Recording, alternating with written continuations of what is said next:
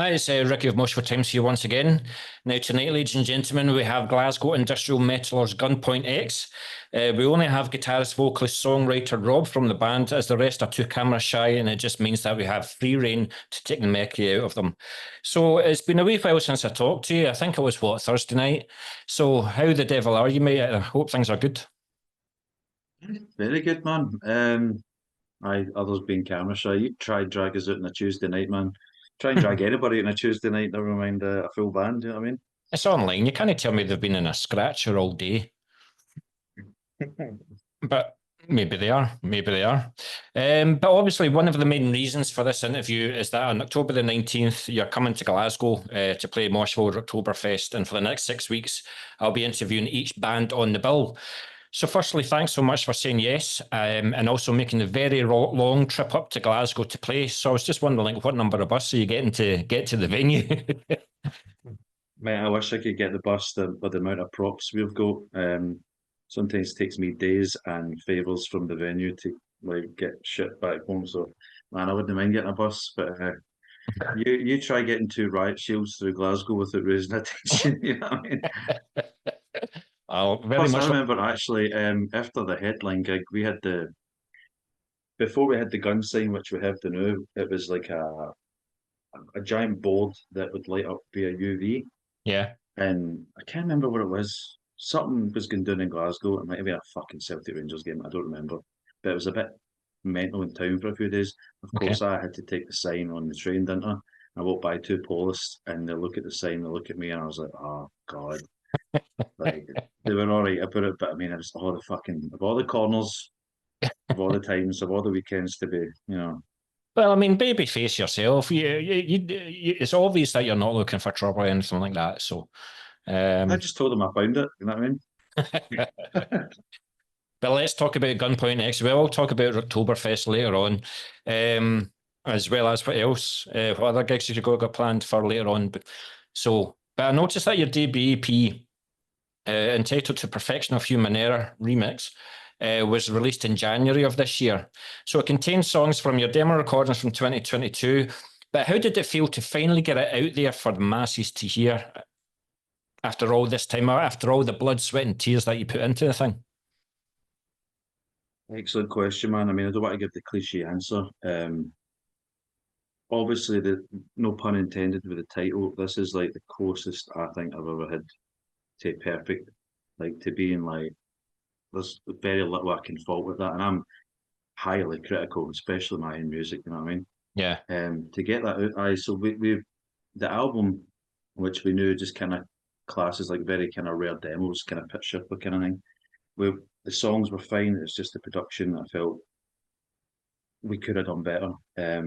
I was going for a kind of early pitch shifter kind of vibe, like it basically sounds like shit, but it didn't suit us. Yeah. So when we did a song for the next album, Devastator, we were like, we tried a few things, we upgraded a few things. I went, oh right, okay, and it was like night and day. So I said, I feel like we have to do this again, but we're going to drop some songs in the set. So what's the point in doing them again? Yeah. We'll take the fat off the album, do the core songs, remix them, and then because we have a new member in Damien who's taking care of all the electronic parts, so I don't have to run about like a one-man band. I was like, we can do this live now. So if we're going to do it, I want to throw in everything that we can pull off live. Yeah. And now you've got a more upgraded electronic industrial with the metal vibe. So to get that, just to let people hear that Yeah. is like, thank fuck, because it was in here for months, Yeah. and then we have the tour happening and that kind of thing. I'm so glad we did it and Yeah. didn't just, sometimes they say, oh, we just keep moving forward. But before we really become like a kind of brand in the UK, I wanted that to be the thing that people have when they talk about us. You know what I mean? Yeah.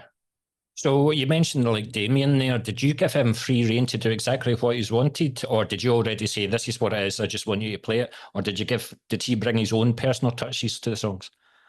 So there's two answers to that. The songs were all the songs were already done, right? And what was it Lars Ulrich said, when's a song done? A song's never really done. Because you update it over time, especially bands like Ministry, they'll do a version live that's I've never really heard. I love that shit. Yeah. With the EP, the songs were kind of all the new elements were getting pushed in, and there was stuff that me and Damon had spoken about, but the core was there. Colin, our new guitarist, he actually came in a little. There was like kind of solos that get added or changed. To one, it's quite a lot. I can't remember exactly what, but there was a slight touch. It was almost like you remember when Phil Demo joined Machine Head. Yes. Through the Ashes Empires. Through the Ashes Empires was kind of done, but you could definitely tell there was elements of Phil there. But it's when the next one came out, you could tell, oh, that's them now. Yeah. Aye. Is it fair to say that this is the happiest that you've been in the history of Gunpoint X? Well, being a Rob Doom, I can never say I'm truly happy, but I'm less grumpy, if that helps. I'm going to get you to laugh before the end of this interview, I'll tell you. I challenge you after the day of it. Regarding to like implement, we've been playing a new song live because when we came back, I was like, right, it's all good, fucking coming back and playing songs I've already heard. I was like, what if we gave them something new? And technically, Critical Pain Devastator is new, but a song no one had heard except the band. Yeah, we've been playing that, and that definitely is the first song where everybody is pitched in, and you can tell live. Yeah, I can definitely feel it. Well, I don't know whether you saw my question sheet before this interview, because that is the song it's a personal favourite of mine. We talked about this a wee bit on Thursday, and we will talk about that song later on in the interview as well. But also with your use on social media, like Bandcamp and things like that, and you can look at the analytics, it must be quite surprising sometimes finding out where people have listened to Gunpoint X. I'm just wondering if you've got any like strange occurrences, like somebody in South America has been listening to this industrial project in Glasgow.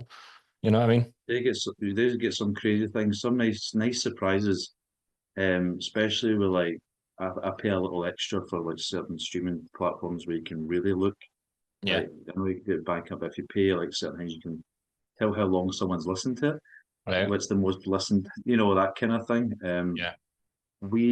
We kind of have like the top songs, you know what I mean? We have like our songs that we're always going to play, or we always know that it's going to go well live. And we found out that Pain and Glory, which is not the opening track, but the first real track, is the most listened to on, I think it was Amazon.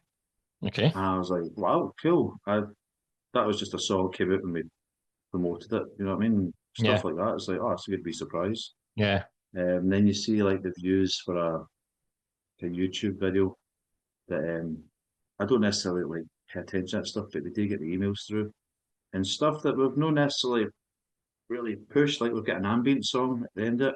Yeah. That's quite popular. Surprises like that.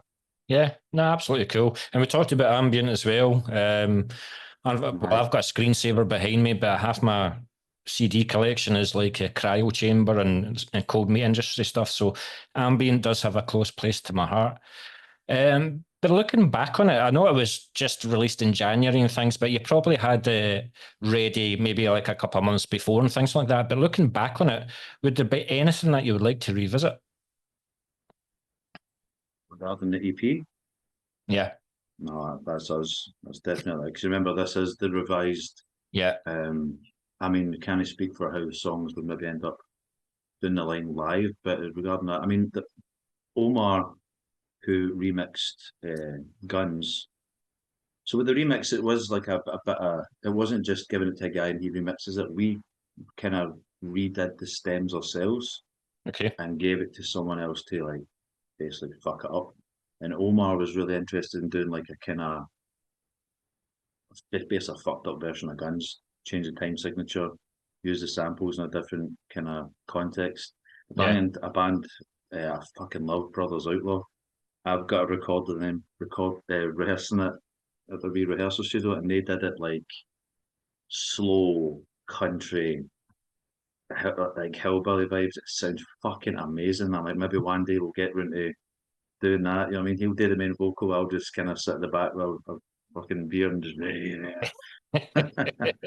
So It's got to be done. I mean, that's the thing. I mean, there's so many projects out there at the moment. We talked about there's all you need is like a bedroom and modern software on your laptop, your PC, and that's you. You can record an album all by yourself. So you've got to do something unique and something a bit different to stand out. And that certainly sounds a bit different. Yeah, as long as you know what you're doing, mate, man. Yeah, any kid can whip up a song, but as long as you know what you're doing, mate. Yeah. Yeah, cool. But I informed you on Thursday as well that Critical Pain Devastator for me, for my album number 2 to be announced, was heavier than Guns from the EP remix. And I think when I said that to you, you nearly ended the interview right there and then. It's the opening section to like Devastator. It's just the opening riff, and every time when the drums come in, that's me, my neck's spinning. You know, it's like do you know a picture like Joey Jordison playing that drum beat? You know. Right, I could see that context. It just took me by surprise because you hear someone else's perspective. I'm like, really? Like to me, I thought Guns was like I guess in a way, Devastator. I guess it's hard for me to like think it that way. You know what I mean? All I'm saying is that you better be playing that on October the 19th. No pressure, huh? No, absolutely no pressure. We're just going to do the ambient stuff. So, to be fair, I would like that as well. I'm going to stay off the beer this time. I'm going to stay off the beer this time. I think I got a wee bit carried away with myself, but it was my 50th last year, so I was a wee bit of. I know you were complaining that people kept buying you drinks. I was like, but you did book it around your birthday, so it's kind of your own fault. You know what I mean? Yeah. Well, thanks very much for your support.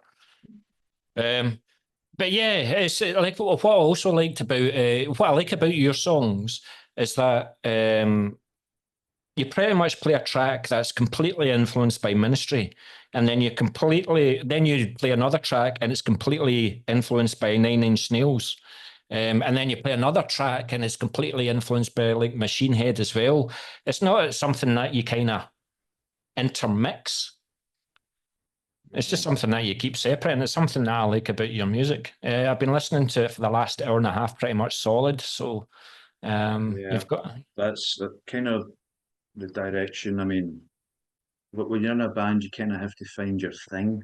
I found it in my old band. We found our thing, and then we found our thing here. At least maybe in 10 years it'll be different, but it's not intentional. It's just a very, very open-minded way of right. What have we got? This beat, this thing. It doesn't start with like, oh, let's just make every song, sound like this guy. It's never like that because we have elements, but we don't actually sound like that band kind of thing. So like, it's been very open minded to like anything that's going to come. So like the next album, there's a song, and I just couldn't. I was like, that's not a solo to me; it's a saxophone. And I was like, I just can't get it with me. It has to be a saxophone. There's bagpipes, you know what I mean? There's all these different things. It just makes that song what it is, hence the mix names. You know what I mean? It's not just a song title. Well, we are going to talk about the mix names in a wee minute as well. But so is it just a case of like whenever you're in the house, you're picking up the guitar or you're programming something, or do you guys meet up quite frequently and you just jam things? How does it all come about? And so there's different ways, but generally it'll be like I'll whip up a demo. I'll include like drum programming. So it might be this current state of Gunpoint X, so that'll be something I've got. Or like literally yesterday, I was started making a demo for something Colin sent me. Yeah, absolute beastie a riff. So Colin sent this to you. Yeah. Colin's had this riff for a while because we've been so busy. Like, but eventually got round to it last night, and it was like, and putting it together, it was like a mix of Fear Factory and Cold Chamber. Yeah. Okay. Just the way it was going, I'm like, oh, that'd be so cool. We did this, and that, and then what usually happens is send a demo through, and then we meet up at rehearsal. I'm like, let's get through this, and then that's when the song starts to become like the beast that is live because you play it with other people. It sometimes doesn't feel right, or something much better comes around it, especially when it comes to like playing with a human drummer, that kind of thing, or like, the bridge is too long, the bridge is not long enough. You know what I mean? Just being in that room, then it's done. You know, we don't sit about jamming, bro, and any of that stuff, man. It's just no us. Yeah, yeah. Do Yeah, it's you? funny. Is that my sugar at the back in your backdrop? Is that No, my sugar? In the your No, it's not. I thought it was the guy from Meshuggah because I was going to say that no. was a good reference because Meshuggah did something somewhat similar. You know Yeah, what I mean? yeah. No, that's Kieran from Death Collector. So, um, Right. Apologies, Kieran.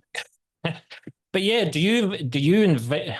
It sounds as if you do the majority of the songwriting. Do you invite that pressure on yourself? Are you quite happy to deal with that pressure, or would you like the band members to like contribute more? Are you open to that, or are you quite? I'll do 90% of it. You add your touches here and there. So when I'll give you what we spoke about when Colin and Damien joined. But I will do the majority of the music because I have a very high standard of what gets in, what Yeah, gets to people's ears. yeah, There's the stuff, there's the stuff we work on, there's the stuff to get to, and then there's the stuff that even the band members will never hear because I'm like, that's shit, that won't work. I've always said, if you have an idea for a song or contribute a part, tell me, bring it up, and we'll work on it. If it doesn't yeah, work, it doesn't work. yeah, But it's going to get written anyway, so it's best you speak up. But I've always said, and I said this to the band at the band meeting, I don't care who contributes. Like sometimes Michelle, my partner, has come in with an idea, and I'm like, fuck, I never even thought of that. So Michelle gets the credit. I always said as well, if we're, God forbid, sitting about jamming and we can't get a part right, yeah, see the guy who's cleaning the toilet, sticks his head in and goes, why don't you try blah, blah, blah? And it's the best idea in the room. Well, then that gets work, then that guy gets the credit. right, Do you know what okay, I mean? yeah, You can't have enough ideas as long as it's the best part for that song. It's all about the music. A lot of yeah. people say that, but they don't necessarily fucking mean it. Yeah, very true, very true. But you talked about new members then. So, how easy or difficult was it to find the new members? Tell us who they are, and yeah, what they're bringing to Gunpoint X then. So, Damien I've known Damien actually probably a year more than that. Damien was actually posting about forming a Nine Inch Nails tribute in Glasgow. Okay. Caught my eye because it's like one of my Yeah. favourite bands ever. Yeah. And I was like, oh, that's interesting. I'm not really wanting to do the tribute thing. I'm busy enough with the Gunpoint X. But I was like, if this guy is willing to try that, he must know his shit. So I messaged and I was like, hey man, I saw this. Love fucking Nine Inch Nails. We could meet up, talk about Nine Inch Nails 90% of the time, or we could talk about this. And Damien was interested. At the time, he had a lot of fucking shit going on. Like, he just sorting flat suit and moving, you know, that stuff's like, and he was like, I'm Yeah. interested, but just give me some time. I went, cool. And time I gave him. And it was a few months later. And then at the same time, we were looking for a new guitarist. And I've known Colin for a few years, not like close, but I met him years ago. It was actually, I don't know if you saw on our page, us playing Built for Sin in 2019, maybe. And Okay. Colin's in the crowd and he's got a beer and he's having a good time. And now there's a video of Colin playing Built for Sin a month ago in Ivory's. So we spoke about it. Me and Colin met up and then had a good chat, and then we all met up as a band. And you ever just like, you must get that with Moshville that sometimes you just get something, you're like, this is going to be brilliant. This is, I Yes. can't wait for this. Like, I remember getting him. It was that good, and I was like, I'm going to get him the route because if I don't, I'm going to end up fucking in the guys or something like. And just, it was such a good vibe.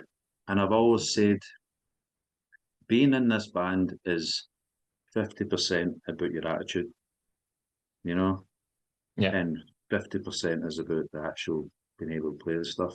If your attitude's good, you're half in the band, and it has to be a good vibe. Walk in the room, the rehearsal room, you're not dreading it. If it's somebody's drama, this, that, you just walk in and it's like, yes, here we fucking go. Playing the music was a fucking joy.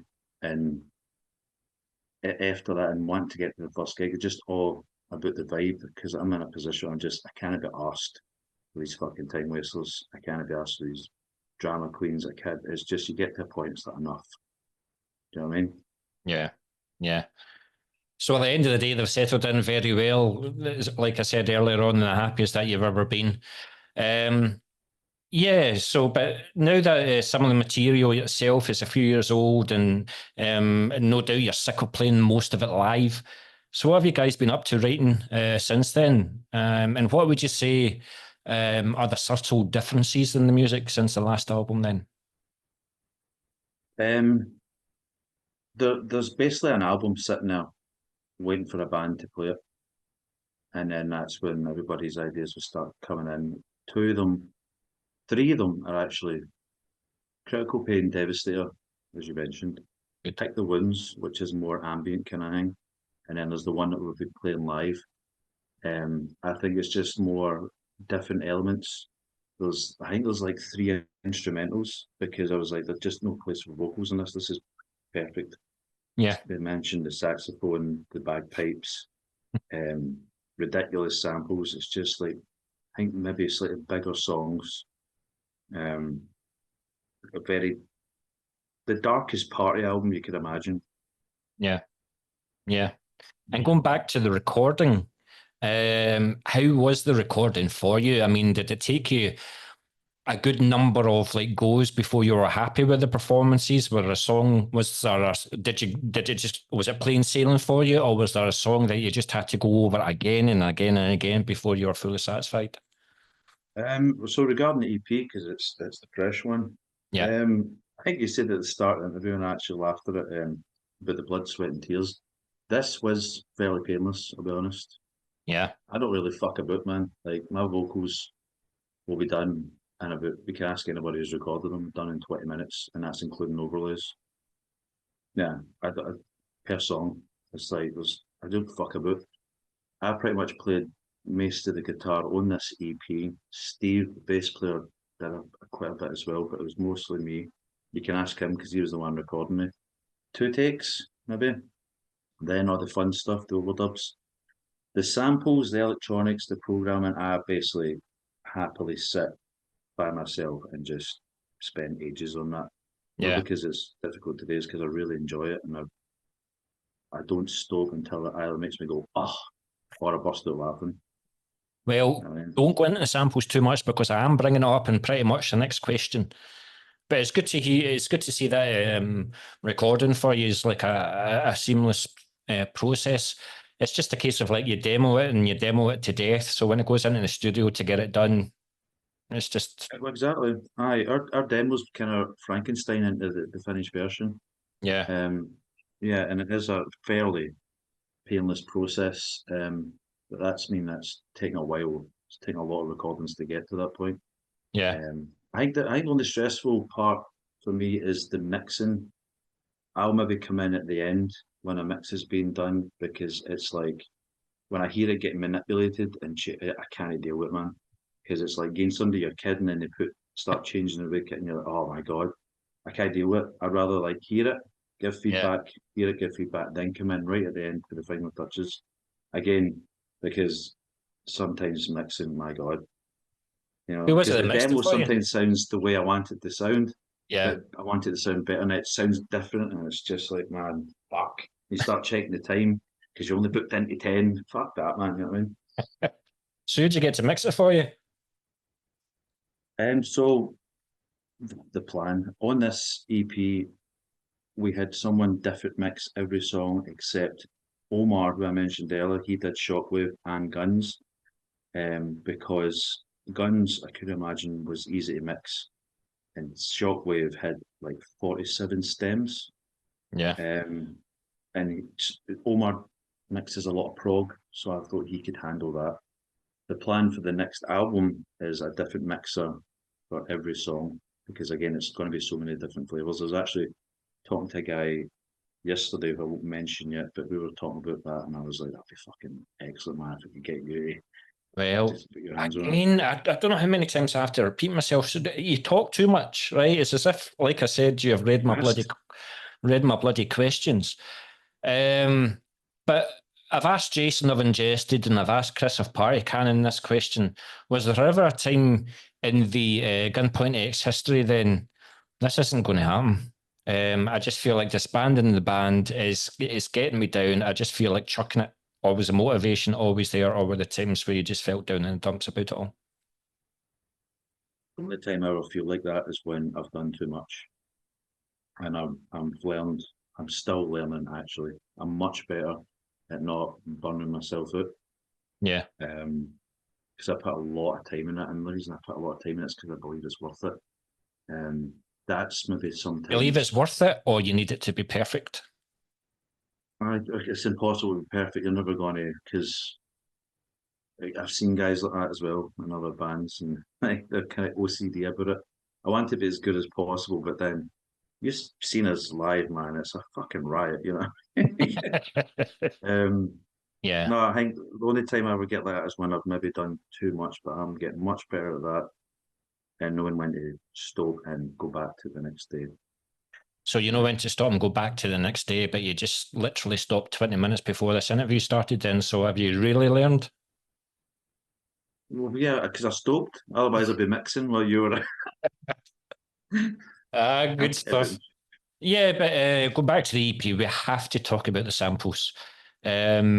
I mean, in music, I obviously, you know that I listen to a lot of like brutal stuff, death metal and all the rest, but I love the use of samples, whether it be like serial killers or horror films or just all out weird comments. Just keep them coming in with Gunpoint X as well.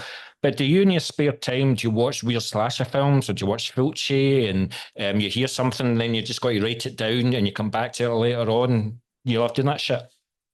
Yeah, all that stuff. I mean, I don't necessarily sit and listen for it, but I definitely have like a kind of an ear open, and sometimes I'll hear things. Sometimes somebody will say something funny to me, and I'll be like, "That would be funny," so I have to make the sample.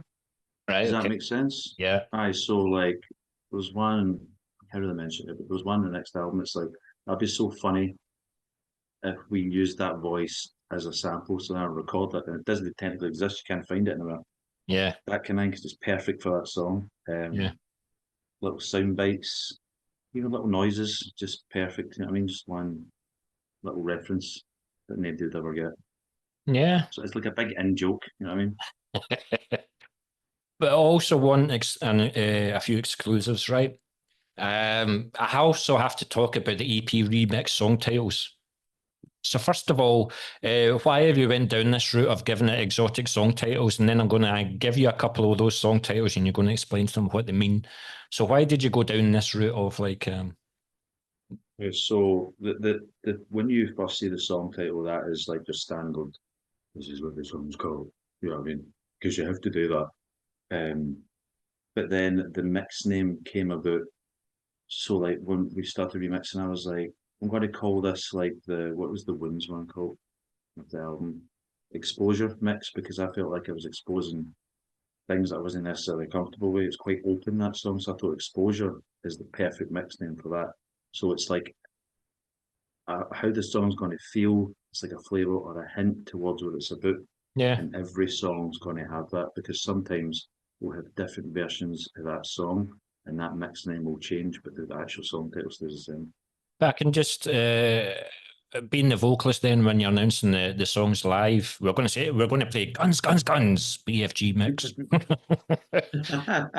No, but it'd be funny if I did that as a sample, wouldn't it? This is Guns, Guns, Guns, BFG mix. Oh. Give me ideas, man, because it probably happen. Well, I think it will. I think it will. But yes, it's like you mentioned one there. What's the ballad? It's just popped in my head. What's the kind of like ballad where you're like clean singing? Was it off the demo? Was it off the demo? You definitely done a song. Oh no, it was off the remix, and it was definitely clean singing. Was it the fifth song? It's annoying me. It's annoying me, but I didn't know that you've also obviously got your aggressive vocals, but you've obviously got your clean singing as well. Yeah. Talented. So who's by doing it? So who's we know we can roughly guess who your rough vocals are, but you have like clean vocal influences. Yeah. Again, it's not so much maybe an influence, but it's definitely just that part would be cool if it did this. And sometimes, again, I take my ego out of it. It doesn't always have to be me. So there's parts where there's female vocals because I've tried it and it Yeah. sucked. So I'll be like, that's definitely a female. So I'll ask quite a few times. I've asked Michelle to Splinter Halo, and she's fucking. It's like goosebumps, man. Like it's still now when I hear it. Like sometimes we have to sample it because Michelle's not there. On the album coming up, I have a couple of guests. Yeah, it's just that I can sing clean, but sometimes just not my part. You know what I mean? Yeah. Yeah. You mentioned Splinter Taylor there, and talking about Kieran, he witnessed them down in Shrewsbury, and he was like, Small world. yeah, absolutely. And he was like, wow, taking pictures of them and all the rest of it, put it up on social media, spreading the word about them. So, yeah, I think they've got like almost 7,000 followers as well. So they're, They've done really well that last tour, man. Obviously, I'll get like first hand knowledge. They are the queens of merch. My God, they were selling like, I mean, at independent level, you kind of know how it goes. If you're like Korn and people are buying your shit before you even go on stage, they were selling T-shirts and albums before they even like went on. And I'm like, that's amazing, man. You know what I mean? That for an independent band, yeah, they've been doing it a while. Like I think Evelyn's been gigging as long as me. yeah. But she's maybe not as grumpy as me. Remember, this has been recorded and it will go online. I think you go tour with them, I think I feel. I'll probably see you like on October the 19th with a black eye, and then I'll know exactly what's happened. That's the makeup, man. So good stuff. Thanks, Rob. Thanks for that. But carrying on with the samples, then there's a couple that, if it's all right with yourself to explain their meaning.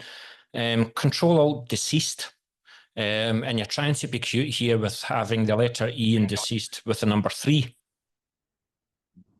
So what would you say? Is that just putting something to bed? The song title? Such a reference to another band. Surprised no one else noticed it. Is it? Yeah, fairly recent band. Surprised no one else noticed it. It was a wee kind of shout out to them. That was the name of that mix. Well, any guesses? Give me a clue. Bloodstock. Oh, for fuck. That narrows it down. No, you're going to have to give it. I think when people get this one, when they hear this interview, they'll actually notice and actually read the thing like you did. You remember a band called Extort? Oh, well, yeah. Mm-hmm. Yes. I thought it was a fucking great song title. And then I was like, you know what, that's actually perfect for a mix them, and I'll give a wee shout out. And I think I tagged them in one of the thumbnails. Notices these things, you know what I mean? Everybody's like, you know, shout out to their bands, but no one actually notices and people do it. Yeah. I mean, I was a judge to Metal to the Masses for them. And I mean, we talked for like 25, 30 minutes, 5 or 6 judges, and we all said Extort. Volcano X was so friggin' close. Oh, man. Extort. Yeah. Wow. They had an opportunity. They were a great band, man. Volcano X, man, like, we nearly went on tour with them. Yeah. That was getting discussed after, probably during lockdown and just after it. Then we went different ways, but it was because they had the whole X thing. We were call it the Revenge of the X's tour or something like that. You know what I mean? Just like, didn't work out. Yeah, yeah. And the last one, Reject All or Reject for All or whatever like that. So what one's that then? What's that some reference to? And you try to be cute when you've got the 3 for E and 4 for A. You know, you're just trying to be cute. It's edgy, mate. It's just edges. You know what I mean? That's just a general hatred, not necessarily for social media, but the people who use it. If you listen to that song, you can. It's a bit hard to figure that one out. Yeah. And it's also just, I do laugh every time I go on a website the first time and it comes up about the cookies. I'm like, reject all. Right. I mean, it still was appropriate for that song. Yeah, quite right, quite right. But we kind of talked about this a wee bit earlier. For those that are eagerly awaiting the new material then, and the new album specifically that you told about, how would you say it compares to your early material? And do you think you've found the sound that you've been looking for with this new material? It's quite interesting when you say, this is Gunpoint X, this is exactly the sound I want it to be. But how can you replicate that without keeping the listeners interested and adding subtle differences that may take you away from that sound that you Yeah, it's an previously? interesting question. As a wee side note, I always think it's funny when bands say, "Oh, your next album needs to be better than the one before it." See, if you make like 10 albums, does that mean your first one sucked? I never understood that. It's like you can only do the best you can. You know what I mean? Yeah. We've all had bum tracks, we've all had wee bits that were like no necessarily, I always found that bizarre. Anyway, I think a Do you good know way of what? putting it is See, like, sorry to see on that point there. I hate it when bands progress. I don't want them to progress. So if you're telling me that's your yeah, best album, then just do 10 songs of exactly the same, because it's the same with death metal. Cause of Death, they then went on to the Incomplete, and then it just Obituary just completely lost it to me after album number 2 because they progressed as musicians. Don't progress. Stay the same. But you can say that with so many albums and stuff like that. But so why are you worried about the subtle changes that you're putting in? I don't really give a shit. Um, the I think what the thing is, it's just being like every song does have like this EP has a different flavor. It has a different feel. It's almost like it's so different, but all under the Gunpoint X umbrella. I think the album would be that, but just more expanded. There Yeah. will be the industrial parts, there'll be the metal parts, there'll be techno parts, there'll be ambient parts, the electronic parts, the prog parts, the heavy vocals, clean vocals, whatever's good for that song. So when you listen to it to start to finish, it's just like, what the fuck? You know what I mean? It's like I was saying to you before about the compilation thing. We Yeah. make compilations under the Gunpoint X name. Yeah. And you do EPs, right? But there's 7 songs EPs. Why not just do another one and just make an Another album? EP. Yeah, I make an album.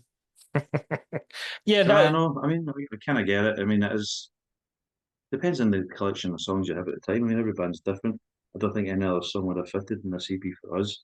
Whereas the next one, I'm like, I can just feel it's compilation album. I just couldn't imagine any of the songs waiting even longer to come out. It's like, yeah, yeah. Has anything changed within you with this album then, has it? Well, you've described a lot of different genres and stuff like that. If you're writing ambient, then there must have been like times when your mood was calm, everything was good with the world, but then you've got the metal parts where you're pissed off with things and you're making the guitars sound angrier. So is it just a case of more um, Gunpoint X in Gunpoint X? I mean, with it being like a kind of cliche answer, it's really to do with the song itself, not necessarily mood. Yeah, If I start hitting notes in the keyboard and I can feel something, sometimes that becomes devastator, but sometimes it becomes ambient. It's nothing to do with mood. It's like, oh, that'd be really good. If yeah, did that. It was good if it did that. yeah, Just kind of goes that way. On that note, like, I mean, I was telling you about, we were just talking about like bands say we want to progress and the next album has to be better than the next album. It's the heavy vocal as well. It's like, when it comes to like vocals and like guns and stuff like that, it's quite aggressive. I get pissed off. It's almost like I think that metal vocal aggressive as a genre itself now.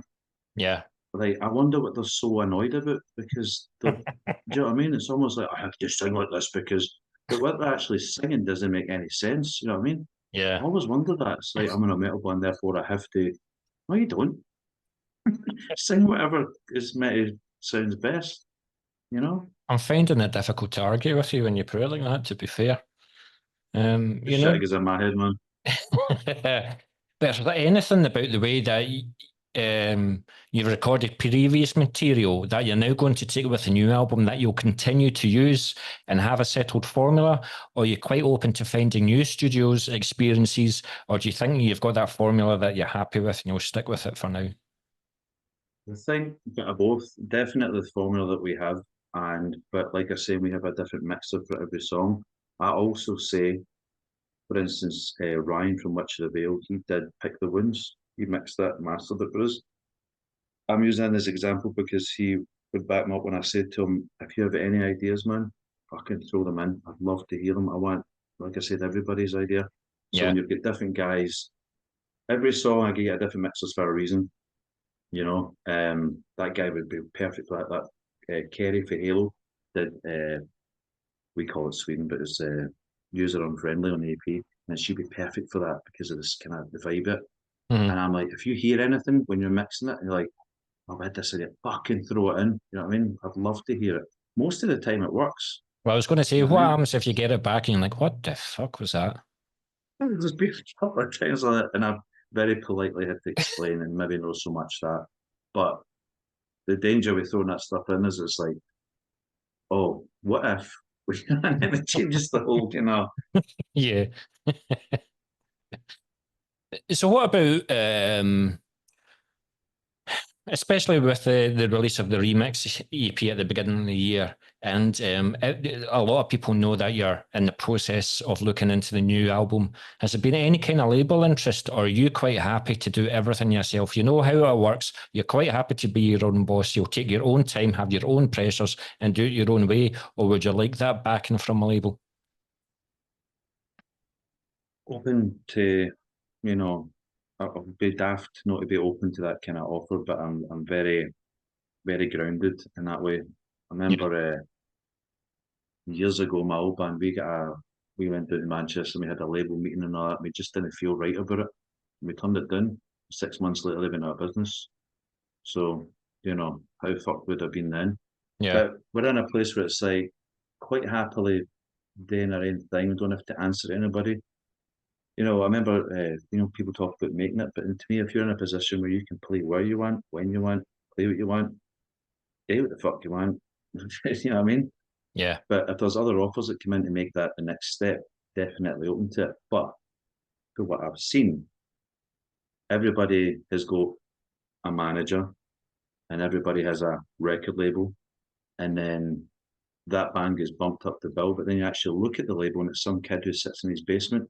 And what you actually have is a guy who maybe does your distribution, or he just hits the share button on Facebook every time he's post something. But Yeah. then he's moan about each other on separate accounts. Yeah. So labels are few and far between. I think it's pretty, was it Nuclear Blast that's left?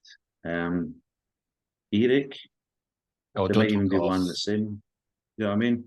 It's all changed, man. But you generally find that what I've seen, it's usually one guy, you know, and I'm not saying you can't help, but let's use the word signed very loosely. It's like I hate the term unsigned. Yeah. That to me is like unemployed. It's like, no, it's like, Yeah. fuck. We're You know what I mean? independent. It's like, yeah, independent. I say that on stage. I was like, shout out to all the independent bands because we do Yeah. it our fucking selves. We do all the work. Unsigned like makes the uneducated person go, all right. Do you know what I mean? Yeah. Well, fucking Oasis was unsigned and King Tut's and look what the fuck happened. Do you know what I mean? Exactly. Exactly. You just put me off there by mentioning Oasis. I did have a line of thought with what I was going to ask you a question, but never mind. But we'll go to the lyrics. So, with you being the main vocalist of the band, do you write all the lyrics, or do all members contribute to the lyrics? And what type of lyricist are you? Do you open the door, you see something in the street, you take a note of it in the pad and pen, you come back to it later on? Do you watch a lot of documentaries? Do you watch a lot of films? Do you read a lot of books? Where do you get your inspiration from for your songs? In regards to the piss off part, like all I have to do is walk down the street, man, Aye. and I get pretty fired up. All you have to do is walk down the street, and the fucking idiot in front of you can't walk in a straight line. The guy before you at the cash machine has never clearly used a fucking credit card or something before. That stuff just aggravates, and that gets that aggressive vocal for me. It's not just putting on. In regards to the lyrics, yep, I'll do most of them. Anybody can chip in. Yeah. Anybody's got a cool word. Anybody thinks, oh, I thought you were singing that, and I'll go, no, but that's actually better. Change it. You know what I mean? Yeah. Make it better. It's all about that part being the best. Yeah. Now, Um, you don't get a wee bit moody or personal when somebody changes anything about it. As long as you feel that improves it, then it's in. If it's I don't care if it makes it sound cooler. Absolutely fire in. talking about samples, see that poster behind you, the crow? You ever used the one "Fire it up" from the film? No, I forgot about that. That's Yeah. I did actually sample the one after it, the City of Angels.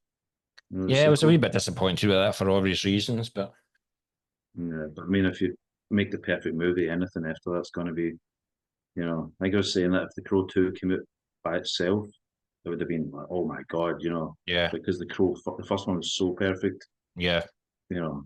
But the Iggy Pop scene in the sequel was hilarious, man. It's strip like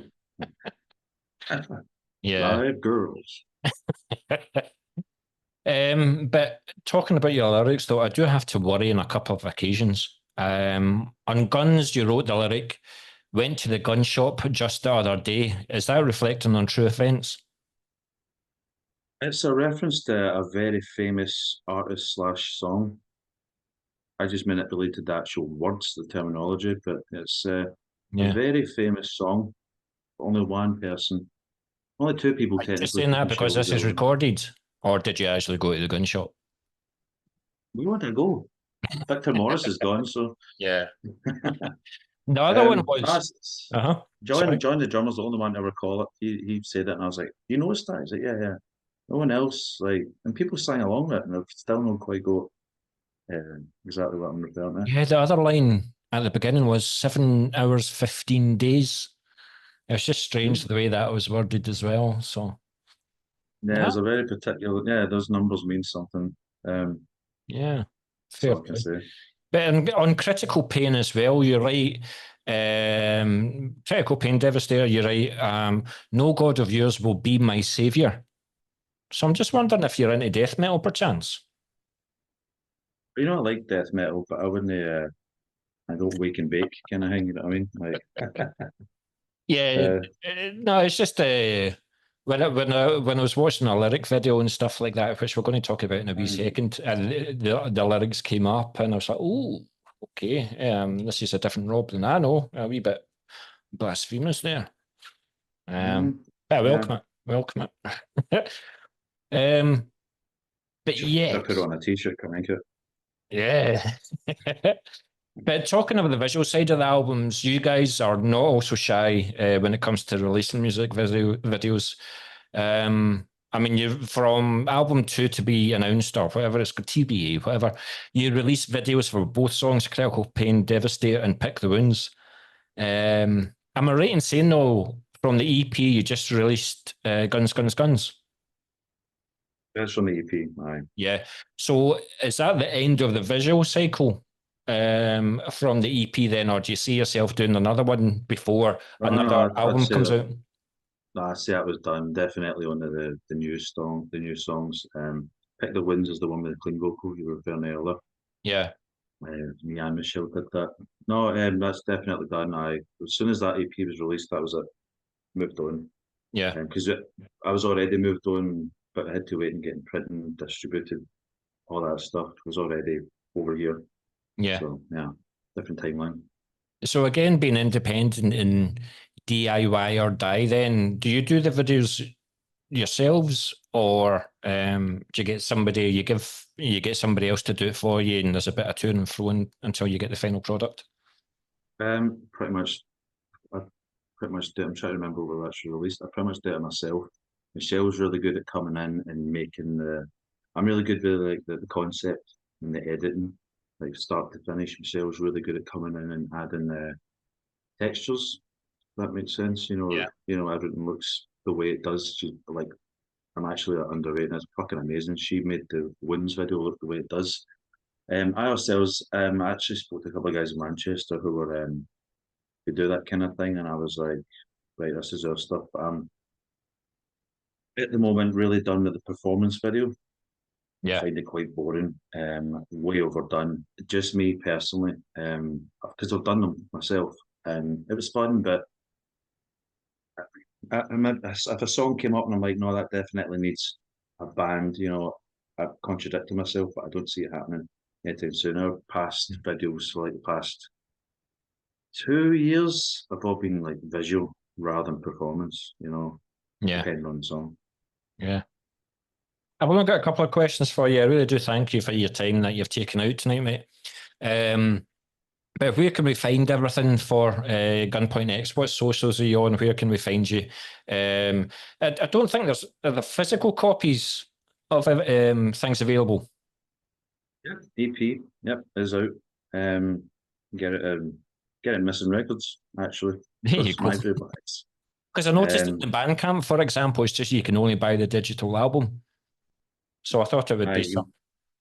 You can get the physical on our Big Cartel Bandcamps to download or the streaming, Spotify, all the usual stuff. I actually just ramped up the TikTok the day. Actually, I was getting a bit stubborn about it, but you have to kind of go with it or go against it. But I use TikTok for artistic purposes, Yeah. not so much crap. It's like artistic. You go through it and you can see it's either promoting something or it's a visual representation of a song that's coming out. It's not other stuff. Do you find the reach so much better than other social media platforms with TikTok? It's the current thing, man. It's like it doesn't even relate to music. It goes to society. People are just like sheep. They'll go for one thing and then they'll overconsume it and then they'll move to another thing. So TikTok's the same people. It's just they've moved onto this, and then the kind of older generation have caught up with Facebook, so they know how to share videos and do Facebook stories. But all the kids are already are here, and then in 10 years, every mum and dad will have TikTok, and we'll be, doing VR. Yeah. To answer your question, you type in Gunpoint X, it's not hard to find. The only other thing close to it is Gunpoint, and he's a rapper, so hopefully he doesn't sue me. Yeah, I don't have any money anyway. So. Yeah, a couple of sort of differences. But I've just got a wee fun question and then a serious question. You've got you've got a 40-minute set list. You've got 6 to 8 songs. What's the one song of the set list that you're looking forward to playing the most and why? So you might have it may be 5th on the set list, for example, but it's the one that you really cannot wait to play. What is it and why?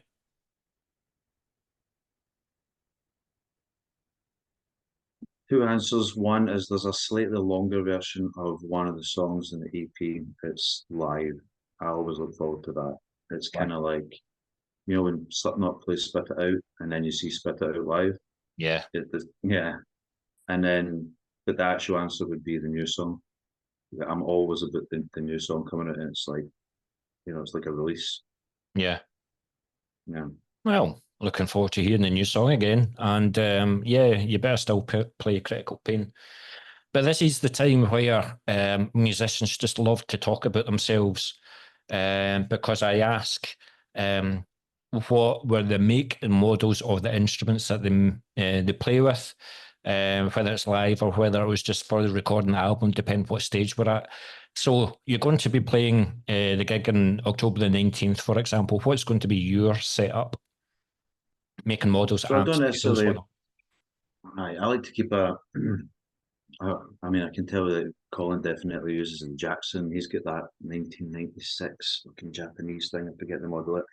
I play guitar, but when I class myself as a guitar guy, I don't like to give our secrets away, but we do have the standard metal setup with samples, electronics, drum triggers, strobe lights. Anybody who's into like Fear Factory, Ministry, Rammstein, you kind of get the idea. Yeah. And we're not necessarily going into everything we use, recording this and that, because I've got a few secrets there. They cost me enough. If you imagine a metal band with like fucking massive electronic elements, I think I said somebody once that Gary Newman.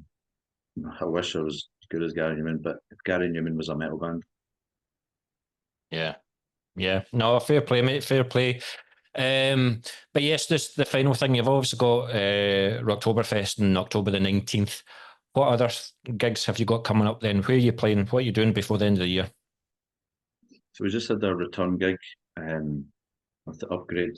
So we have a full tour based on your lovely south. We're doing Rebellion, Manchester, and the Garage, London. What day is this? So I think it's like in a week, something like that, hence me being so busy. Then we're doing Moshville, like you said, on the 19th. Then we're going back down to Newcastle, Very Cool Little Buildings. Yeah. On the 8th of November. Then we're going back down again to say the one on the posters fell apart. I had to get that sorted again. the day. So we're now playing the Shed in Leicester. Okay. Then the day after, little plug out to Spreading the Disease. We're doing a gig swap, so we're going down to Kent, which is about as far as you can go in the island without swimming, with Spreading the Disease, and that's on the 23rd November. Yeah. They're good guys. They're coming up here in September, sometime mid-September, the 12th or something. So I will be. We'll be there. We actually that was the whole point in the gig swap, because Asses are going to commit to people in Moshville, and you know, I didn't want to do a world tour at Glasgow. So we'll be there. We just won't be actually playing, just to support them, and then we'll go down and play them in November. So who's the bands that you're playing with then at Manchester and London? So the headliner is the Suicide Commando, Nightmare, Preconceived. I fucking love. I don't know if you've ever seen them. No. And Mechanical Vein, who've actually been speaking to. They have Glasgow as well on the 5th, but we couldn't commit to it again because we just had too much. We wanted to push the Moshville gig. I like you. I just want to say this on recording. I do like you. You're a good guy. I shouldn't listen to the rest of the band. We're in a group chat without you in it, but I think you're a good guy. Well, you try and learn that the hard way as well, but then you have bands, you try and advise them, and then they just, you know yourself, they've booked a venue around the corner 2 weeks before you, and it's like, guys, you can only have so many birthday parties a year. Yeah. I was saying this to a promoter the other day. I was like, you can't have your birthday party in the Solid, but you've also hired Rufus the same night. It's like, you know what I mean? Like, you have to just kind of commit to one and push that. Well, absolute fair play, Rob. It's been an absolute pleasure talking to you. We'll get this interview out before the weekend, and we're looking forward to all things Gunpoint X, and especially seeing you on the 19th of October. I raised my Jack Daniels and Coke to you, mate, and I know for a fact it won't be the last time we talk. When the album is ready, we'll do this again, and we'll talk about the album to death and promoting yourselves and whatnot. But the article will go on Moshville Times and all the socials, as well as my own socials and stuff like that, and we'll take it from there, buddy. Pleasure, mate. We'll see you in October. You shall. Cheers, buddy.